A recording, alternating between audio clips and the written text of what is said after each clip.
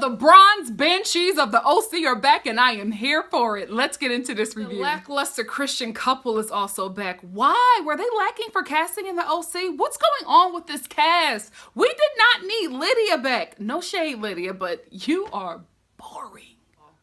Shannon blew up. Oh my gosh. Now listen, I'm not talking about nobody because I'm a little butterball myself, but like I gained weight over years. Like Shannon put on like 50 pounds in like a matter of months. Something is definitely going on in her household. I guarantee you it's because of Dead David and all his philandering that's going on. But that is like, wait a minute, I think they filmed like 4 months out of the year. So we haven't seen Shannon for like 6 months, and wow, that is a lot of weight. She is stressed, depressed. She got a lot going on. Maybe you shouldn't be on this show, Shannon, with all your issues. Oh, Shannon, you will not sit up here and put that weight gain on Vicky. All that weight gain is from Dead David. Do not. I feel like because she's trying to patch things up with her husband and trying to make her relationship work, she needs to put the blame for the issues that they're having on somebody else, because she doesn't want to put it on Dead David because she feels like he'll run. So she's going to put everything on Vicky. You cannot do that. You had issues with a lot of people, but the main issue, the reason why you put on like a whole nother person is because of Dead David. You took on all of that mess.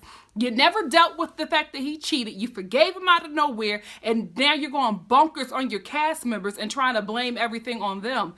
I feel bad for her. I honestly don't think she needs to be on the show, but it seems like this season she is going to be good TV. But still, I don't think that she should have been on the show, and I think this needs to be her last season because she's obviously having a lot of problems that she cannot handle mentally or physically. I think it's so odd that she is blaming Vicky for everything, and she's not... Like, not even blaming a woman that he cheated on. You know what I mean? Because normally women go after the other woman and never blame the no good men that put them in a situation. But for her to make such a leap and go after Vicky and say, oh, well, I put on all this weight because Vicky said that David beat me. Y'all gossip about... Now, listen, I'm not saying that that's not a huge rumor, but they lie about each other all the time. I'm seriously thinking that she is dealing with a lot with David, and her kids are getting old. She's dealing with a lot, and I really feel like she's using Vicky as her outlet for anger, and that's not healthy. And Vicky, you better not take it this season. You better not. You are the OG. Them heifers better bow down. Oh my God. We have another season where Vicky and Tamara are not friends. I'm over it. I am so over it because you know what happens? They make up again mid-season, and then they become the terrible two, and they harass everybody else on the cast till they fall apart again before the reunion. I'm calling bull on them not having a friendship. I feel like it's their storyline every season, and I'm actually over it. Either be friends or be mortal enemies, because you guys making up all the time, and I need you to love me. It's my opinion. I need you to stop lying on me. Let's make up and be friends again. I really need for them to figure it out, because it's getting so tired at this point that every time a season starts off, they're enemies. By the end of the season, they're either best friends or mortal enemies all over again. And then it starts this cycle every season. And I'm just like, guys, pick a side. We're over it. I'm so glad that Crazy Kelly is back. I was nervous for her at first because I thought that she was going to be on the chopping block. But I like how Kelly just says it like it is. Like, you know what I mean? These ladies act so prim and proper. And then Kelly is just like, oh, go to hell, ho. You know what I mean? Like, she just says whatever she's thinking, and you know, she doesn't back down. And that's why I really like Kelly. I think that she is really good. She stirs the pot, and you need somebody stirring the pot on this show at this point, because the show is not getting the ratings that a lot of the Housewives shows are, because it's been very, very boring for a very long time. So I'm glad they picked Kelly, because she turns it up. She gets them ladies out of their little prim and proper boxes, and she ruffled Heather's feathers so much last season. Heather ain't come back. Lord. I'm glad that she's back though. However, I hate the fact that she's back as Vicky's friend, because this is the thing. Vicky always gets these faux friendships with the other women in the cast when she's on the outs with Tamara.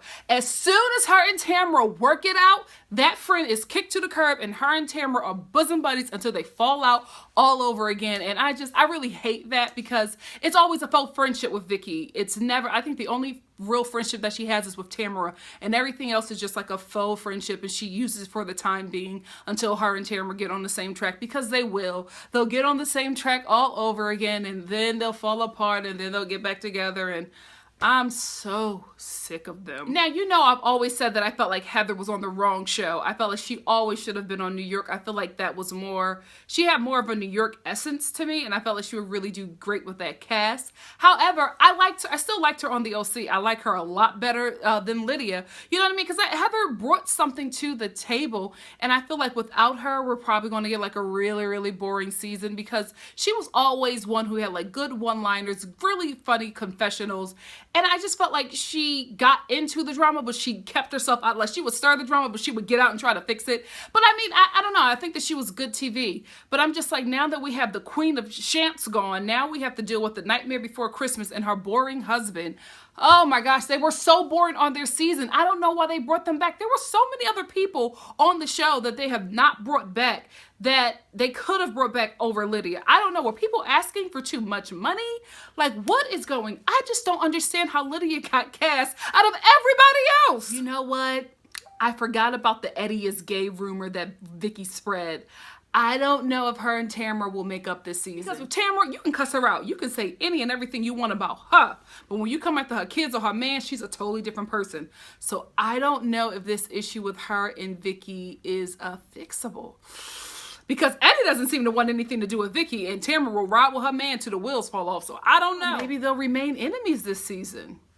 You know what? Congratulations, Megan. And I'm really so glad that she had this baby, because at least somebody in this family will be able to tolerate her. Can we talk? Let's be real. She annoys the hell out of that husband. And I'm so shocked. I'm like, you're this older guy with this young, tight, thin, blonde wife, and she makes you sick. Like, when Megan walks in the room, the first thing Jim does is I hope that's his name, he rolls his eyes. And you can tell that there's a huge contrast in his feelings for his wife and for his child, because that baby gives off a softer side that I've never seen of him since they've been on this show. He adores that baby. He is all over that child. But the minute Megan comes in and tries to be the mother and just try to say something or give any type of, like, you know, recommendation or something that they should do, he like cuts her down, rolls his, like, he's so sick of her. Megan, get out. I don't want to see nobody break up, but I'm just like, you need to be with a man your age who will adore you. Like, the way Jim adores your child is the way he should be adoring you. And honey, you get under his toupee, because that's a toupee. Let's be real. Let's tell the truth and shame the devil. That thing is way too clean for it to be his real hair. So now we're at Lydia's Bible study, and she's talking to the ladies about, guys, Vicky is still in love with Brooks. Like, I would bet money on it that she's still seeing him. She just doesn't want to tell anybody. Like, she can't tell her family that she's still seeing this guy, because Brooks is a scammer. But he's a bad boy, and what does she say? He fills up her love wagon or whatever. Gross. But she's still feeling him, because she even said that she still loves him. And then her scenes with this new guy in her life, Steve, no shade. It looks like he really cares for her, but it's just not reciprocated from Vicky. It just looks like that. Like, she seems so bored with him. Like, even when she said that she loved him, I was just like, I don't believe it, Vicky, and you damn sure don't look like you believe it. I just feel sorry for her, because I feel like she's in love with a guy who is not good for her, and the family knows it, and she knows that he's done so much damage she can never go back to him. But I think what she had with him was real. Poor thing. I say it every season. Kelly has the best house on the Real Housewives of Orange County history.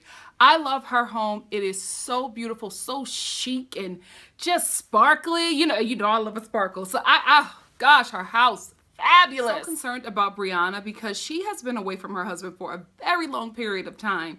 And, you know, they're still in like the newlywed stage, and they already have like 2 kids, and I just feel like so much has been put on the marriage already early on.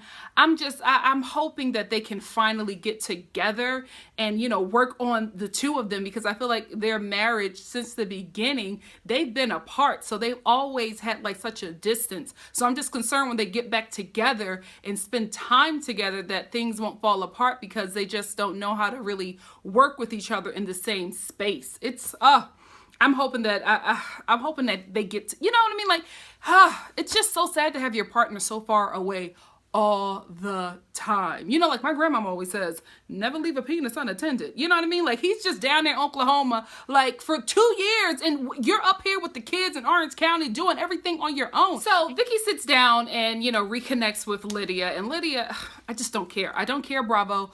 Please make her interesting this season, because I feel like we got another Tinsley Mortimer on our hands, and I'm done with y'all throwing boring castmates in this show who don't have anything to offer to keep the show vibrant. Vicky sits down with Lydia, and she starts to talk to her about her issues that she has with Tamara, because the last time that Lydia saw Vicky and Tamara, they were like the best of buddies. So I understand her being concerned about that. And then listening to Vicky talk to Lydia about her issues with Tamara, she has a point.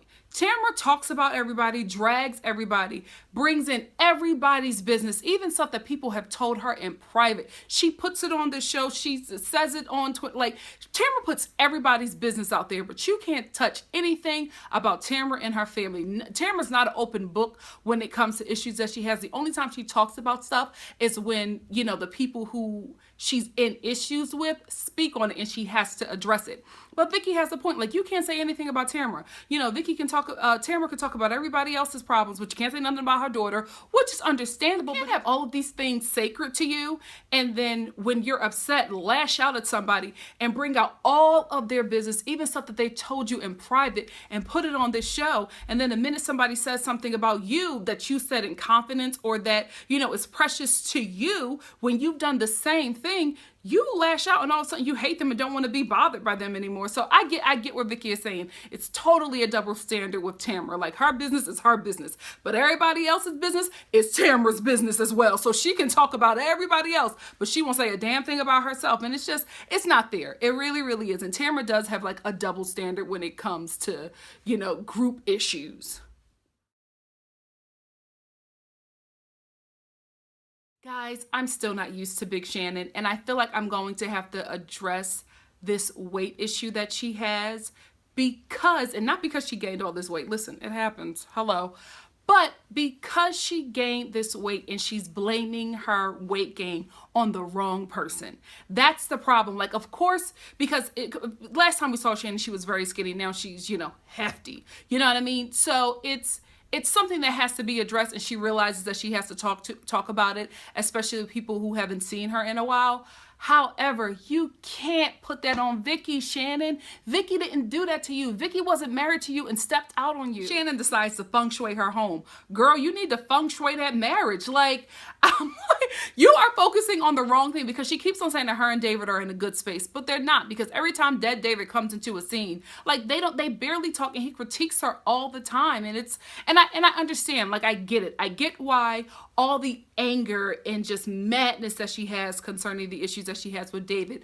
I understand why she's putting it on Vicky. Why? Because David has one foot out the door, so she knows that she can't say anything to give him a reason to leave, because it's apparent that he's looking for a reason to walk. So she won't address the issues that she has with him. She'll put all of that on Vicky, all that anger and visceral towards Vicky, and you need to put it towards the man that you stood before your family and God with, and said these vows to, and had these kids with. He is responsible, not Vicky. It's so easy to scam rich people. I'm telling you, this feng shui lady is coming in here saying any and everything, stuff that's not making a lick of sense.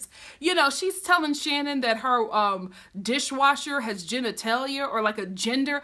I'm like, girl, it's so easy to scam rich people. I tell you, if I wasn't saved, sanctified, Holy Ghost filled, and fire baptized, I'd be a scammer of rich people, because it's so easy to do it. But I love the Lord, and I'm not messy. Only on this YouTube channel. Since we're here, let's talk about Shannon and how Mother thinks that she is absolutely hilarious. You can't tell Shannon that she is not a regular Joan Rivers. You know what I mean? Like, she's Joan Rivers reincarnated, according to Shannon. She thinks that she's so funny. In these confessionals, I can't stand her confessionals. I can't stand her lame jokes and her Jerry Seinfeld delivery. Like, she swears that she is, like, hitting it. Like, even when she's talking about her fridge or whatever and how it has a gender, she's like, oh, my fridge has a gender? Well, it has doors, so it probably goes both ways. And then she does like this little lean in, and I'm like, Shannon, No. I swear, Jim is all of us when it comes to Meghan. Over it. Over it. Does anybody know if Lydia and her husband's magazine, if it's a digital magazine or if it's like paperback? Because if it's paperback, I'm going to be like, guys, that's not a good idea. Girl, what are you doing? Vogue is struggling. You know, Vogue, okay? So I'm just like, I don't understand why you would do a magazine in this like economy right now. Like everything is digital. So I'm hoping that their magazine is digital. But again, like your business venture is a magazine.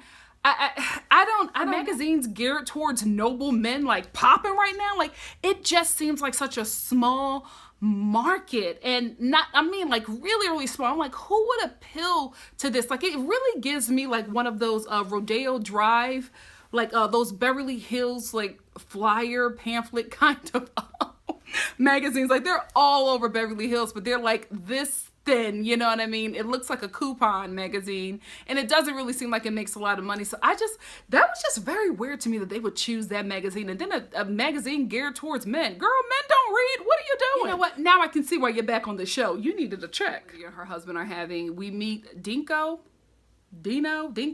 We meet Dinko, I guess, and his wife, Peggy, who I believe is going to be the new housewife on the show. And they're sitting down, Lydia and Peggy are sitting down. Peggy, is that your real name, Peggy? Lydia and Peggy are sitting down talking, and they're just like, little girls chat. And, Peggy opens up to her about her double mastectomy. Oh, forgive me. I'm sorry. I feel like a spider's on my leg. Anyway, I live in like a jungly kind of area. Hollywood Hills, don't do it. It's the worst place to be unless you feel like all of this nature. I don't. Anyway, Peggy just opens up to her and tells her about her double mastectomy. And instead of Lydia being like, oh my goodness, we're bonding, thank you for opening up, she says in her confessional, I just met you and you're telling me about your double mastectomy? Oh, like, oh my gosh, that was such like a horrible reaction to have to somebody opening up something very personal that happened in their lives to you. Like, apparently she was trying to bond. Like, I hate when people do that. Like, if somebody shares something really personal and intimate, like, I hate when the person who is receiving the information, their reaction is, why are you telling me? Ooh. Like it just seems so heartless to me. Sarah's daughter-in-law got the OC makeover because, honey, I did not recognize her at all. I remember when she first got on the show, she looked like a regular schmegular white girl from like Kensington, Philadelphia. Now she is OC, baby. OC. She don't look nothing like she did when she first started on the show. I'm not hating. Get in where you fit in. If you got the checks to get the work done, do it. We get a scene with Kelly and her husband, and it's still the same tension that they had last year. Like, Kelly wants out, but she's trying to make it work for whatever reason. I definitely not trying to make it work for the show, because the show kind of, I don't want to say encourages divorce, but normally when you go on reality TV, marriages that were already fragile and broken tend to like I feel like reality TV gives at least the woman the urge to just get out because she has her own monies and popularity at this point. So I don't really know. Like, she is very miserable and she talks about it. She says they're trying to work it out, but even in their scenes together, I feel like how Jim feels about Meghan is how Kelly feels about her husband. Like, he just annoys her. He gets under her skin. He can't like even breathe without her being annoyed. And I'm just like, girls, this is why you never marry your sugar daddy. Listen, you're with the sugar daddy for the bank account. Once you marry him, you're giving him daily sugar and you're getting minimal access to that bank account because he got you. So this is what Kelly's situation is. Now she's stuck in this situation with a dude that she probably never really wanted to be with, because the dude that she cheated with, when she talks about that guy, her boyfriend at the time, or they were on a break or whatever, when she talks about him, Kelly, she lights up. So you can tell that dude she really, really loved, and this marriage that she in is a marriage of convenience, which is the situation of a lot of these women on these shows. So let's tell the truth and shame the devil. Oh gosh, Peggy. No shade, but I'm already bored. Like, when she lets us into her life, I'm just like, there's no energy in Peggy. Like, there's nothing. I feel so bad. Like, Dinko is more interesting. He's fun and vibrant. Peggy is so reserved. How in the hell are they casting these women in the OC? Is it the fact that is this show like trashy in Orange County and nobody wants to be associated with it? Like, what is going on? Because you cast two boring people for your new season to add life to a series that has been struggling. I'm so confused. And And I don't see Kelly or Peggy turning it up at any point. So she's so boring. Oh, so now I see why she's on this show, because it seems like Peggy, next to probably Heather, and I think sandwiched in between Vicky and Heather, is probably one of the richest OC housewives that we had on the show, because her and Dinko or whatever, they look like they got real money. Like they probably got that old money too. Oh no, she said that he was self-made or something like that. I don't know, whatever it is, I feel like they are the real deal. What a need for Brianna to have it. If she's going to be on this show, if she's going to be at least like a supporting cast member that we check in from time to time, I would really like for her storyline to be something else besides being a buffer between Vicky and Tamra, because they're filming her as she gets ready to go to Tamra's granddaughter's birthday party with her kids, and she's feeling awkward. Tamra's feeling awkward about her coming, and I'm just like, I feel like this is where Brianna is every time. And if we're going to focus on her, I would really like to focus on a different storyline with her. Hold that thought. I just thought about her home. Brianna's home is tight.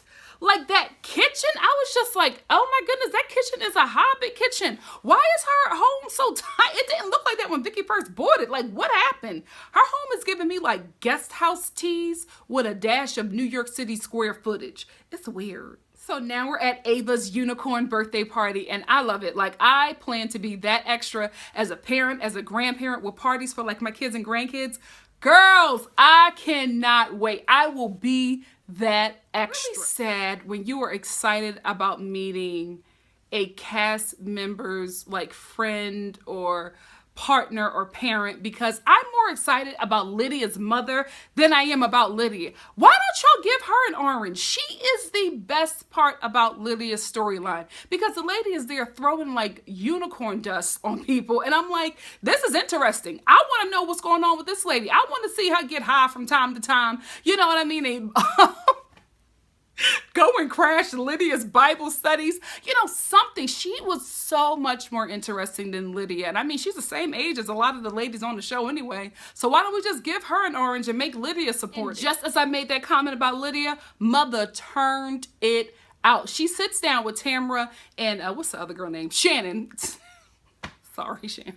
She sits down with Tamra and Shannon, and as soon as she sits down with them, she brings up Vicky. So you know, cuckoo for Cocoa Puff Shannon was just like, oh my gosh, all of this is because of Vicky. She made me fat. Like, she just starts going off on Lydia, and Lydia is like, wow, you're being really aggressive right now. I don't like what you're doing here. And I'm like, wait a minute. I never remember Lydia actually sticking up for herself. She was always the one running away from a conflict. So for her to not only come in, drop some information about Vicky, and then start defending Vicky and stand up for herself in the face of Shannon, Mother Crazy Town, I'm like, okay, Lydia, I might be able to get with you this season. Child, just as I was about to throw Lydia away, mother shook the table, because Shannon and Tamara are not trying to talk about Vicky, but Lydia keeps on bringing her up. And I kind of understand why, because to be quite honest with you, the last time Lydia saw Vicky and Tamara, they were the best of friends. So she wants to know like what's going on. And she does have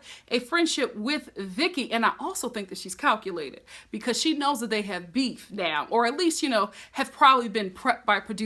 So the fact that she's not dropping it and like Shannon is going like nuts every time Lydia brings it up, I'm just like, okay, I think I might be here for messy Lydia this season. I hope this is the road you're going down, Lydia, because if you try to take me down this Bible study road, I don't want you to be renewed next season. But if you do, you know, really calm, cool, collected, messy Lydia, I might be able to rock with you. Because Lydia is not backing down, Shannon is getting even more crazy. Like, she's just like yelling at her, and Lydia is just like, I don't need you to yell at me, calm down. And I'm telling you, that's the worst thing that you can say to like an irate person, is to calm down, because Shannon just, you know, she just gets more and more like wackier. So Lydia walks away from it or whatever. Then she decides to leave the party. She goes over to Tamara to say, you know, bye, I want to leave. And then messy Tamara is just like, well, you know, before you leave, Shannon was offended, and she was just, I'm so here for Lydia.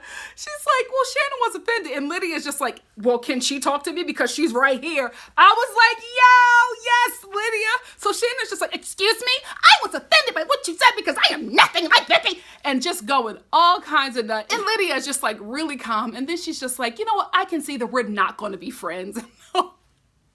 That just takes Shannon up another level. And then she's just like, well, you know what? Your mother said that I have a good aura, or whatever Lydia's mother said about her. So she was just like, you should listen to her. And then Lydia was like, she also said that you're a dark person or have a dark soul. No, she said that you're a lost soul. So you need to listen to her as well. And then Shannon runs off. I can't have this conversation. I'm done. I'm done. My jaw was dropped that final scene. Not because Shannon went bonkers, because that's what Shannon does, which is why she's on this show, but because Lydia got her to that point and didn't back down. I never remember Lydia like standing up for herself or being in the, in the midst of any type of controversy or mess. She's always trying to fix it. So to see her stand her ground, not back down on her opinion, and confront Shannon, listen, she got my heart when she was just like, well, can she say it to me since she's standing right there? That was some Philadelphia hood move. And I was like, I think I could rock with